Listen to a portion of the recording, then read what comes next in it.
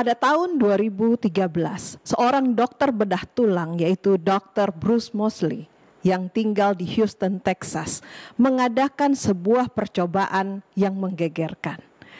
Kepada pasien-pasiennya yang menderita penyakit osteoartritis, yaitu radang sendi pada lutut khususnya, dia mengadakan percobaan yaitu dengan secara acak melakukan operasi yang semu. Artinya operasi yang sebetulnya tidak dia lakukan. Jadi dia mengambil secara acak dari beberapa orang pasien yang menderita osteoartritis parah. Dan kemudian mereka mempersiapkan rumah sakit. Mereka mempersiapkan ruang bedah sama seperti operasi sungguhan. Dan bahkan suster atau perawat, bahkan tim yang akan mengoperasi pun tidak tahu apakah itu adalah pasien yang mereka operasi dengan semu atau tidak betulan, ataukah itu akan diadakan operasi sungguhan. Dan sementara operasi tanda kutip diadakan, maka di layar video dia tetap menampilkan jalannya operasi yang sebetulnya adalah video dari jalannya operasi orang yang lain.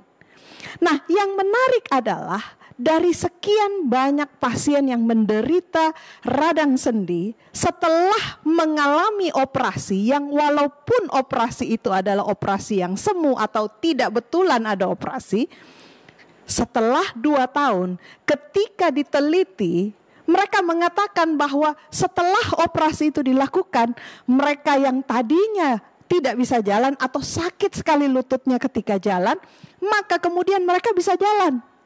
Yang tadinya boro-boro mungkin berdansa, tadinya katanya sudah tidak bisa berdansa dengan istrinya.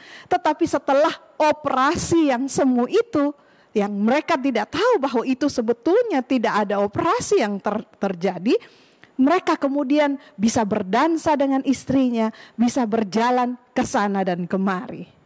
Dari percobaan ini, Dr. Bruce Moseley mengatakan dan menyimpulkan bahwa keahlian dia sebagai seorang ahli bedah ternyata tidak memberikan efek atau manfaat terhadap pasien-pasien itu. Karena sebetulnya yang memegang manfaat yang terbesar terhadap operasi itu adalah placebo effect atau efek placebo. Nah, efek placebo adalah sebuah efek di mana ketika kita sudah mempercayai sesuatu, maka kenyataannya akan mengikuti apa yang kita percayai. Sebagai contoh, seringkali ketika kita sakit, mungkin itu sakit kepala, pada waktu kita meminum obat sakit kepala, kita langsung percaya bahwa obat itu akan mendatangkan kesembuhan bagi sakit kepala kita. Dan kemudian kita menjadi sembuh. Nah saudara, ada banyak percobaan yang dilakukan ketika obat-obat itu kemudian sebetulnya tidak diisi apapun. Hanya sebuah kapsul yang disalut dengan gula dan berisi sebetulnya bukan obat. Tetapi ketika ini diberikan oleh dokter kepada pasien, orang yang sakit kepala, maka sakit kepalanya bisa sembuh. Mengapa? Sebetulnya bukan karena obatnya, tetapi karena itu terjadi karena apa yang dia percayai. Inilah yang disebut dengan placebo effect. Seringkali kita mengalami sendiri hal ini. Baik itu sakit kepala ataupun sakit-sakit yang lain. Kita percaya bahwa obat itu bisa menyembuhkan kita. Nah, ini adalah sebuah gambar komik yang buat saya sangat lucu. Di sini ada percakapan dari 2 orang ibu yang saling berbincang-bincang. Si ibu yang satu mengatakan bahwa dia merekomendasikan obat batuk ini. Dia katakan bahwa kapsul-kapsul ini sangat luar biasa. Bahkan hanya dengan dia memandang kotak kemasannya saja, dia sudah berhenti batuk. Saudara, sangat lucu kan? Kadang-kadang kita pun seperti itu. Kita mempercayai sesuatu dan itu terjadi sesuai dengan apa yang kita percayai. Saudara, kalau kita percaya itu, maka hal itu akan mempengaruhi kita dan itu pun hal yang kita percaya itulah yang akan terjadi. Tapi kalau kita tidak percaya, maka itu tidak akan terjadi. Kalau kita tahu bahwa minum jus sayur itu menyehatkan, tetapi walaupun kita tahu tapi kita tidak percaya, maka itu tidak akan memberikan dampak dan manfaat yang maksimal kepada kesehatan kita. Sebaliknya saudara, kalau kita percaya, maka itu akan memberikan dampak yang luar biasa bagi tubuh kita. Ingatlah bahwa antara pikiran dan tubuh kita ada hubungan yang sangat erat. Kalau sesuatu atau pikiran kita terganggu, maka tubuh kita juga akan terganggu. Demikian juga kalau tubuh kita terganggu, maka pikiran juga akan terpengaruh. Maka pengaruh kesehatan pikiran terhadap kesehatan tubuh rupanya jauh lebih besar daripada apa yang disadari oleh manusia. Kita sudah belajar bahwa banyak penyakit manusia yang diderita itu adalah akibat dari depresi secara mental. Apa itu depresi mental?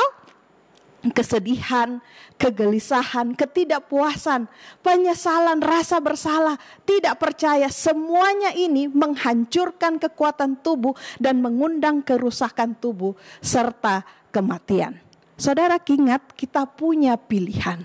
Pilihan yang lainnya adalah kita memelihara keberanian, pengharapan, iman, simpati, kasih, yang semuanya ini meningkatkan kesehatan secara tubuh kita dan pikiran kita dan memperpanjang hidup. Ingat bahwa satu pikiran yang bahagia, suatu roh yang gembira merupakan kesehatan bagi tubuh dan kekuatan bagi jiwa kita.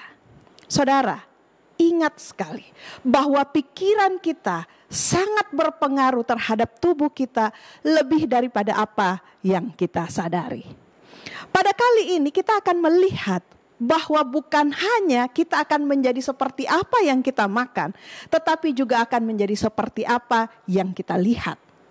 Saudara, pernahkah kita melihat orang yang wajahnya terus-menerus cemberut?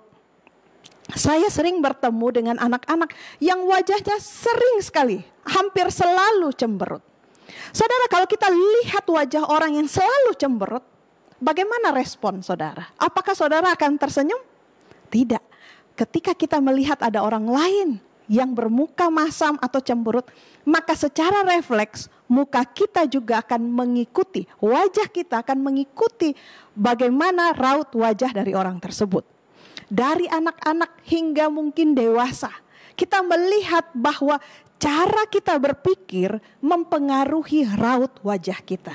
Saudara, ada orang yang ketika kita temui, gimana ya, begitu lihat wajahnya kita rasanya senang, kita rasanya sepertinya orang ini baik. Tapi ada orang begitu kita lihat wajahnya, itu sepertinya orangnya jutek, orangnya kayaknya pemarah.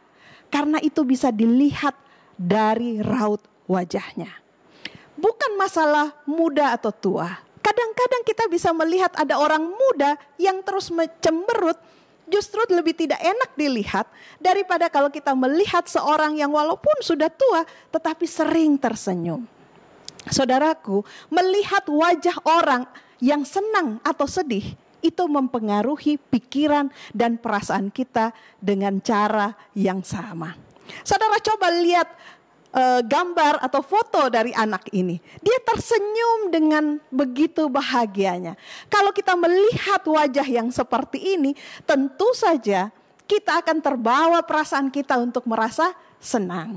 Itulah sebabnya kita senang jika banyak anak-anak kecil yang ada di sekeliling kita yang selalu tersenyum dan bergembira dan membuat hati kita juga turut bergembira. Dengan kata lain saudara, bagaimana kita memandang orang, bagaimana raut wajah orang itu akan terdampak pada bagaimana pikiran dan perasaan kita.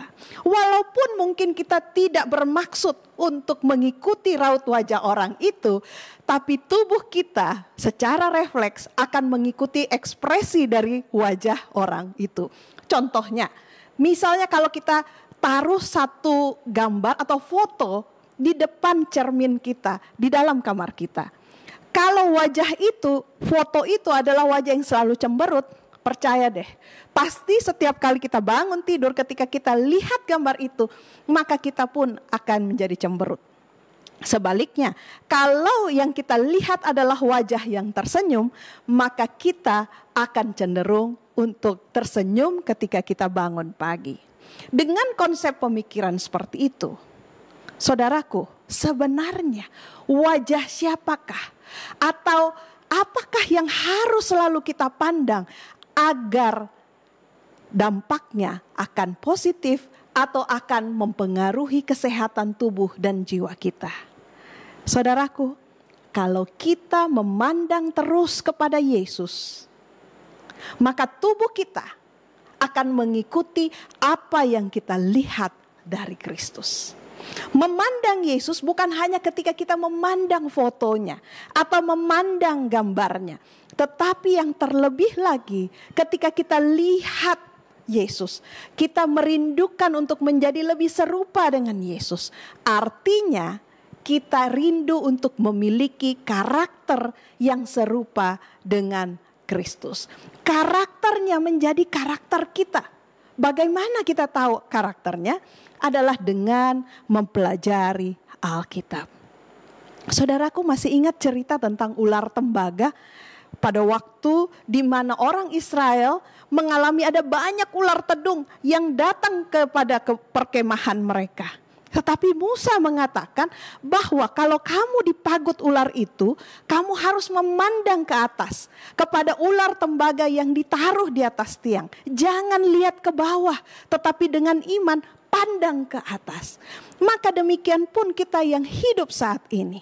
Mungkin kita sudah berulang kali digigit oleh bisa setan, digigit oleh setan. Dan racun atau bisa dari setan sudah menyebar ke seluruh tubuh kita. Tapi sayangnya seringkali bukannya kita memandang kepada Yesus, tapi kita berusaha malah mencari jalan untuk menyembuhkan diri sendiri. Mungkin itu dengan obat-obatan yang canggih ataupun perawatan yang canggih lainnya. Kita malah tidak datang kepada Tuhan. Padahal di Alkitab dengan jelas mengatakan, apabila kita mau disembuhkan, kita harus memandang kepada Yesus. Saudaraku, setan tahu dan dia berusaha keras untuk mempengaruhi pikiran dan perasaan kita supaya kita tidak lagi memandang kepada Yesus, supaya gambar Yesus itu menjadi kabur. Bukan gambarnya saja, maksudnya kita tidak bisa melihat lagi karakternya yang mulia dan suci itu. Sehingga kalau kita tidak bisa lagi memandang kepada Yesus, maka kita tidak akan memperoleh kesembuhan. Saudaraku, dikatakan adalah tidak bijak untuk kalau kita punya masalah, kita melihat pada diri kita sendiri. Jangan lihat diri kita sendiri. Jangan mendalami emosi-emosi kita, perasaan kita yang kita pikirkan. Maka kalau kita lakukan hal itu, maka setan akan menghadirkan kesulitan dan pencobaan yang melemahkan iman kita dan makin menghancurkan hidup kita.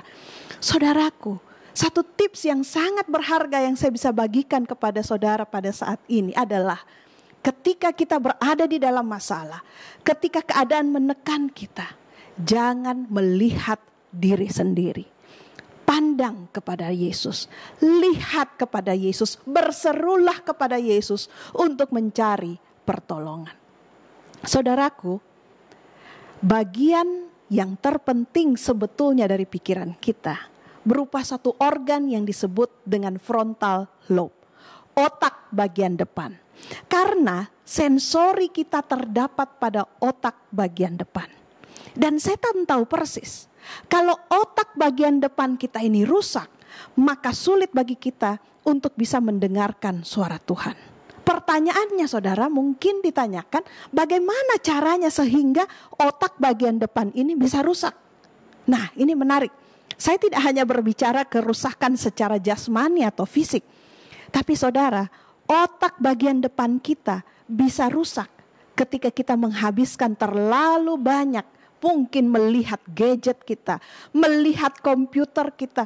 Mungkin bahkan kita kecanduan dengan segala media sosial dan lain-lain. Sehingga kita tidak lagi memiliki waktu untuk bisa memandang kepada Yesus. Padahal otak bagian depan ini adalah tempat di mana kita bisa mendengar suara Tuhan dan bisa bersekutu dengan Tuhan.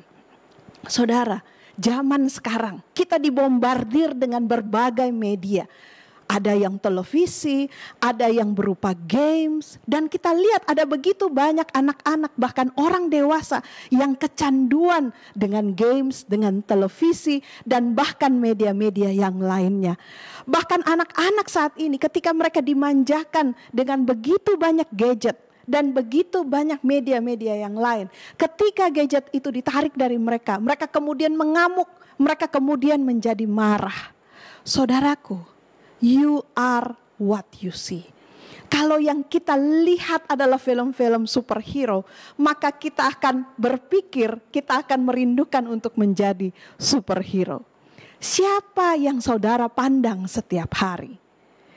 Apakah saudara adalah penggemar film-film seri drama Korea? Sehingga artis-artis itulah yang saudara pandang setiap hari, berjam-jam setiap hari. Mungkin saudara akan merasa, aduh suami saya kenapa tidak seromantis yang ada di film tersebut. Atau mungkin kenapa istri saya tidak selembut apa yang ada di dalam film-film tersebut. Saudara, kita jadi merindukan sesuatu yang palsu. Kita tidak menemukan apapun dari hal itu. Alkitab menasehatkan kita, kalau kita mau punya pikiran yang jernih, kita mau punya pikiran yang sehat, hanya satu jalannya, yaitu memandang kepada Yesus. Kita sudah belajar bahwa semua orang harus menjaga panca inderanya baik-baik. Di Amsal dikatakan bahwa jagalah hatimu dengan segala kewaspadaan, karena dari situlah terpancar kehidupan. Saudara, kita harus jaga panca indera kita. Kalau tidak, setan akan menang dan menguasai panca indera kita, dan dia akan menemukan jalan untuk mempengaruhi jiwa kita. Bagaimana kita bisa memandang Kristus?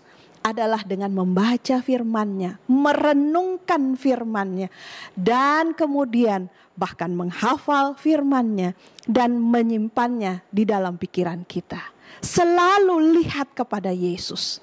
Saya jadi ingat ada satu kalimat yang dikatakan oleh salah seorang reformator yang pada waktu itu dia dibakar hidup-hidup oleh karena imannya kepada Yesus. Dia katakan seperti ini, saya bertahan, artinya saya bisa tetap setia karena api yang ada di dalam diri saya lebih besar daripada api yang ada di sekeliling saya yang membakar saya. Saudaraku, saudara, kalau kita memandang kepada Yesus, maka di dalam jiwa kita ada api kasih yang terus menyala-nyala, yang mempercayai Tuhan Yesus apapun kondisi kehidupan yang kita alami. Kita tidak akan melihat terus masalah yang ada di sekitar kita, tetapi yang kita lihat adalah Yesus yang sudah menjadi juru selamat kita, dan itu cukup buat kita. Saudaraku, mempelajari emosi-emosi kita dengan seksama dan membuka jalan kepada perasaan-perasaan ini sebenarnya malah memanjakan keraguan kita dan menjerat diri kita dalam kebingungan. Ingat saudaraku, alihkan selalu pandanganmu kepada Yesus. Jangan biarkan setan mengalihkan pandanganmu terhadap hal-hal yang lain. Seringnya kita memandang kepada Yesus akan secara langsung mempengaruhi kesehatan tubuh kita. Saudara, iman kita bukan didasarkan atas perasaan, tetapi iman kita harus didasarkan atas kebenaran, dan kebenaran atas firman Tuhan. Oleh karena itu saudara, di dalam Ibrani 12 ayat 2 mengatakan, marilah kita melakukannya dengan mata yang tertuju kepada Yesus. Saudara, dunia ini begitu kejam. Ada terlalu banyak masalah, pergumulan, ujian hidup yang kita hadapi. Kalau kita melihat pada diri kita sendiri atau kita lihat kepada orang lain, saudara, kita akan kalah dalam hidup ini. Hidup ini akan melindas kita hidup-hidup. Tetapi firman Tuhan mengatakan, kalau kita mau bertahan hidup sampai kesudahan, setia sampai Yesus datang, maka marilah kita melakukannya. Kita jalan dengan mata yang tertuju kepada Yesus. Saudaraku, kesembuhan sejati terjadi ketika kita memandang kepada Yesus. Hanya itu. Dan ketika Injil diterima dalam kemurnian dan kuasanya, Alkitab firman Tuhan itu selalu ada di dalam pikiran kita, maka itu akan menjadi obat penyembuh saudara. Saudara, Alkitab bukan hanya sekedar buku agama, tetapi adalah berisi firman Tuhan yang merupakan obat penyembuh untuk penyakit-penyakit yang disebabkan oleh dosa. Janji Alkitab mengatakan bahwa bagimu akan terbit surya kebenaran dengan kesembuhan pada sayapnya. Percayakah saudara bahwa di dalam kebenaran firman Tuhan ada kuasa penyembuhan yang besar. Kuasa yang sanggup untuk membuat saudara yang merasakan tertekan, yang merasa stres dan depresi, yang merasa hidup begitu menghimpit, mengubah saudara oleh darah anak domba Allah di kayu salib, dapat diubah menjadi seorang yang bahagia, seorang yang sehat, dan seseorang yang kudus di hadapan Tuhan. Maukah saudara mendapatkannya? Pandanglah kepada Yesus dan jangan alihkan pandanganmu daripada Yesus. Mari kita tunduk kepala dan kita berdoa. Ya Tuhan, tolong kami pada saat ini untuk menyingkirkan segala sesuatu yang merampas perhatian kami daripadamu. Berikan kami kuasa Tuhan, agar kami dapat memandang kepadamu, memandang karaktermu, agar karaktermu menjadi karakter kami. Dan kami dapat tetap bertahan hidup dengan pertolongan Tuhan, dengan memandang kepadamu saja. Kami berdoa di dalam nama Yesus. Amin. Tuhan memberkati saudara sekalian. Shalom.